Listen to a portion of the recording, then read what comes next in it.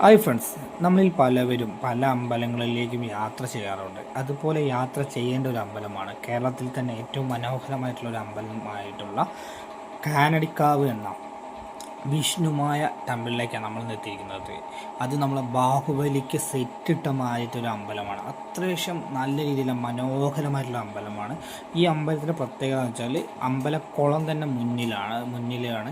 ആ കുളം നമുക്ക് കണ്ടാൽ തന്നെ അത്രയേറെ മനോഹരമായിട്ടുള്ള കുളമാണ്. കുളത്തിന് ചുറ്റുമായിട്ട് കുറേ ദൈവങ്ങളുടെ പ്രതിമകളും ഒക്കെ ആയിട്ടാണ് ഈ അമ്പലം സ്ഥിതി ചെയ്യുന്നത്. അത്യാവശ്യം മനോഹരമായിട്ടുള്ളൊരു അമ്പലം തന്നെയാണ് കാനടിക്കാവ് എന്ന് പറഞ്ഞ ഈ ക്ഷേത്രം എന്ന് പറഞ്ഞാൽ വിഷ്ണുമായ ക്ഷേത്രമാണ്.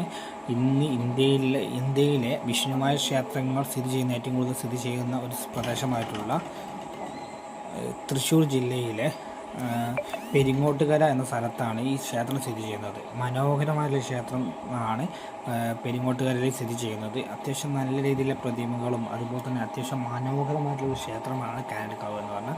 കാനടിക്കാവ് എന്ന് പറഞ്ഞാൽ വിഷ്ണുമായയുടെ അനുഗ്രഹത്തിനായിട്ട് ഓരോ ദിവസവും ആയിരക്കണക്കിന് ആളുകളാണ് ഈ ക്ഷേത്രത്തിലേക്ക് എത്തിക്കൊണ്ടിരിക്കുന്നത്.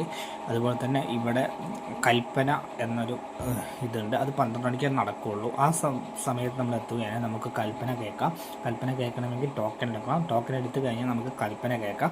കൽപ്പന കേട്ട് കഴിഞ്ഞാൽ നമ്മൾ എന്താ ആവശ്യത്തിനാണോ നമ്മൾ വന്നിട്ടുള്ളത് വിഷ്ണുമായ ഭഗവാനോട് പറയുന്നത്, അത് വിഷ്ണുമായ ഭഗവാൻ നമുക്ക് വേണ്ടി നടത്തി തരുമെന്നാണ് ഇവിടുത്തെ ആളുകളുടെ, അതുപോലെ തന്നെ വിഷ്ണുമായ ഭഗവാനെ വിശ്വസിക്കുന്ന ഒരു ഭക്തൻ്റെയും പ്രതീക്ഷ.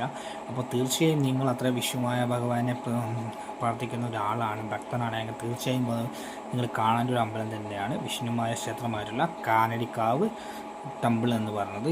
തൃശ്ശൂർ ജില്ലയിലെ പെരിങ്ങോട്ട്